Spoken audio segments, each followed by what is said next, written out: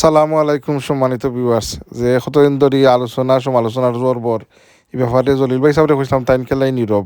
যাই হোক তাই নীরবতা ভাঙ্গিয়া কিছু মারছেন তাই তাইন কিছু কথাবার্তা আমরা শুনি।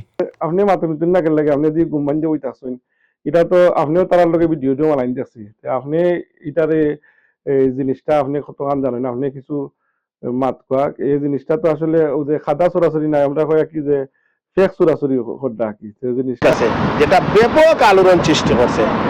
তবে অনেক ভাই বাজারে হলে দেখলাম পক্ষ বিপক্ষ যুক্তিতর্ক উপস্থাপনা করি আপনারা ভিডিও বানাইলাম, আপনারা যুক্তিতর্ক দেখলাম ভালো লাগে।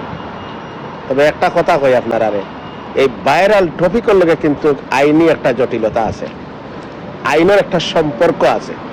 এই আইনি সম্পর্কটারে পাশ কাটাইয়া কে বা কারা এই বিষয়টারে অনলাইন সোশ্যাল মিডিয়া তাইনা ভাইরাল করল, এই রাগব গোয়াল হল খারা এই উৎসাহ উদ্দীপনা দিয়া এটারে অনলাইনও ছড়াইয়া দিছে।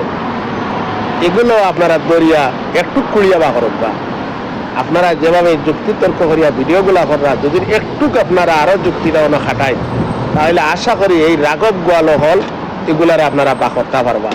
কারণ এই রাগব গোয়ালকলর খারবারটা হইল এরা বুজর বাতি খেলিফাতি আর নীরব হইয়া দেখে, এরা লাস্টে করে যেটা জানো দর্শক ভূমিকা যায় কি ইয়া তারা খেল জুড়িয়া দেওয়া বাদে এই খেলটারে তারা উপভোগ করে।